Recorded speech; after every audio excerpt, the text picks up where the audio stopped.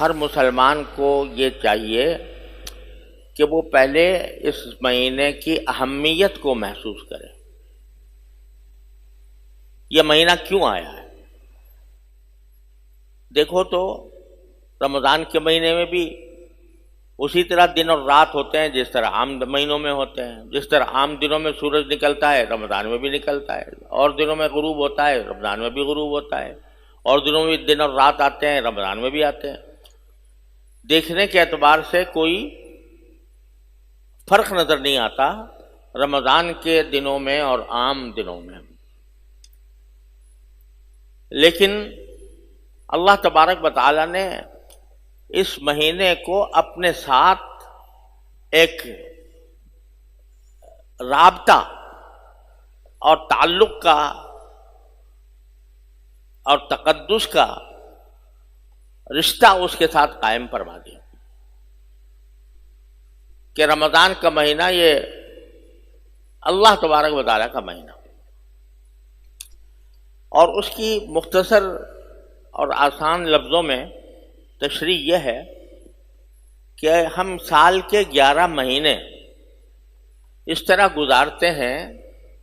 کہ اس میں زیادہ تر ہماری سوچ بچار اور دوڑ دھوپ کا محور یہ دنیاوی زندگی ہوتی ہے. کھانا کمانا اور سونا جاگنا، اسی میں ہمارے اوقات زیادہ تر اوقات صرف ہوتے ہیں. ٹھیک ہے، اس میں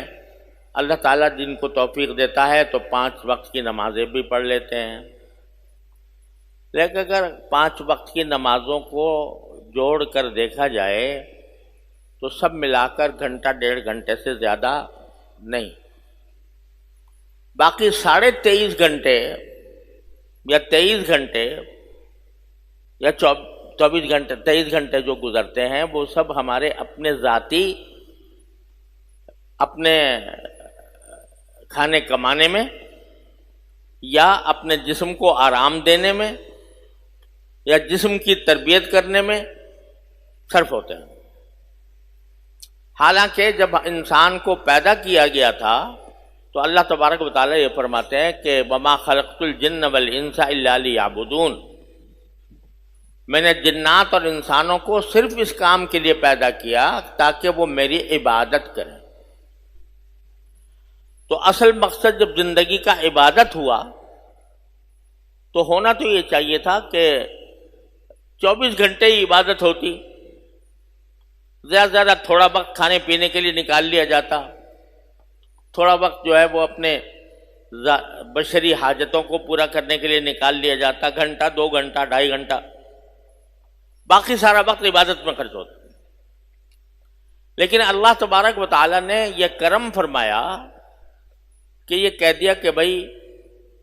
عبادت کے لیے دن میں تو ہم تمہارے اوپر 5 نمازیں بس فرض کرتے ہیں، 5 نمازیں پڑھ لیا کرو، اور باقی اوقات میں تم اگر کھاؤ کماؤ گے بھی اور اچھی نیت سے کھاؤ کماؤ گے، صحیح طریقے سے کھاؤ کماؤ گے تو ہم اس کو بھی عبادت میں شمار کر لیں گے. یعنی جیسے تجارت ہے یا ملازمت ہے یا زراعت ہے، یہ اپنی ذات میں تو عبادت نہیں ہے، یہ تو انسان کے اپنے پیٹ کے لیے انسان یہ کام انجام دیتا ہے. لیکن اللہ تعالیٰ نے فرمایا کہ اگر تم اچھی نیت سے یہ کام کرو گے کہ بھئی میں اپنے نفس کا حق ادا کر رہا ہوں، اپنے گھر والوں کا حق ادا کر رہا ہوں، اور حلال طریقے سے کمائی کر رہا ہوں، اور جو کمائی کروں گا وہ حلال طریقے سے کروں گا، حرام سے اپنے آپ کو بچاؤں گا، تو اللہ تبارک و تعالیٰ نے اپنے فضل و کرم سے اس کو بھی عبادت شمار کر لیا. حقیقت میں عبادت نہیں تھی، کھانا کھا رہے ہیں تو بھائی اپنی پیٹ پوجا کرنے کے لیے کھا رہے ہیں، بھوک مٹانے کے لیے کھا رہے ہیں، لذت کے لیے کھا رہے ہیں. لیکن اللہ تبارک و تعالیٰ فرماتا ہے جب میری ذکر کے ساتھ اور صحیح نیت سے اور صحیح طریقے سے سنت کے مطابق کھانا کھاؤ گے تو ہم نے تمہیں کھانا کھانے کو بھی عبادت قرار دے دیا. اللہ تعالیٰ کا یہ فضل و کرم ہے. لیکن انسان کا معاملہ یہ ہے کہ جب اس کو چھٹی ملی کہ بھائی چلو تم کھاؤ بھی کماؤ بھی روزی بھی حاصل کرو اور دنیا کے دوسرے کام بھی انجام دو، جب انسان کو چھٹی ملی تو اس نے اس کا سارا ذہن، ساری سوچ، ساری دوڑ دھوپ وہ اس دنیاوی کام میں لگ گئی، اور وہ یہ بھول گیا کہ میں آیا کیوں تھا اس دنیا میں، کس مقصد کے لیے آیا تھا. بس لگا ہوا ہے صبح سے شام تک روزی کمانے میں لگ کہ زیادہ سے زیادہ کس طرح پیسے حاصل ہو جائے، زیادہ سے زیادہ کس طرح مجھے رزق مل جائے، کس طرح میرا منصب ہو جائے، میں لوگوں میں مشہور ہو جاؤں، وغیرہ وغیرہ. اس دوڑ دھوپ میں سارا وقت گزارا. ٹھیک ہے 5 وقت کی نمازیں پڑھ لیں جیسی کہ ایسی پڑھ لیں، لیکن زیادہ وقت جو ہے وہ گزر رہا ہے ایسے کاموں میں جو دنیاوی کام ہے. تو اب یہ کچھ اوقات اللہ تبارک و تعالیٰ نے ایسے رکھے ہیں کہ یہ جو ہمارے اوپر غفلت طاری ہو جاتی ہے،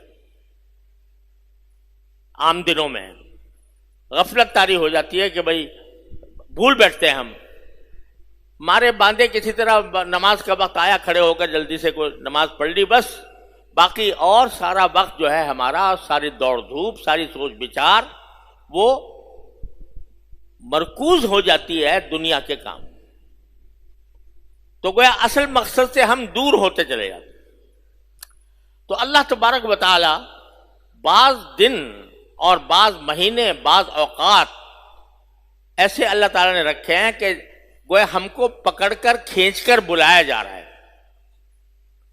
دنیا کے کام میں ہم لگے ہوئے ہیں صبح سے شام تک. تو ایک مہینہ اللہ تبارک و تعالیٰ نے ایسا رکھ دیا کہ ارے بھائی کہاں بھاگے جا رہے ہو، تھوڑی دیر کے لیے میرے پاس آ جاؤ، تھوڑا وقت جو ہے وہ میرا قرب حاصل کرنے کے لیے خرچ کر لو، میرے پاس آ جاؤ. یہ اصل اس رمضان کا فلسفہ یہ ہے کہ ہم عام 11 مہینوں کے اندر جن مشغولیات میں محو رہتے ہیں، ان مشغولیات سے تھوڑی دیر اپنے آپ کو جتنا ہو سکے فارغ کر کے اپنا ذہن، اپنا دھیان، اپنی فکر، اپنی سوچ اللہ تبارک و تعالیٰ کا قرب حاصل کرنے کی طرف مرکوز کر دیں. یہ ہے اصل مقصود رمضان کا. بھئی کھانا جو ہے وہ بے شک تمہارے لیے جائز تھا، لیکن ضرور اب 1 مہینہ ہم تمہیں ایسا دیتے ہیں کہ تم کھانا نہیں کھاؤ گے، دن میں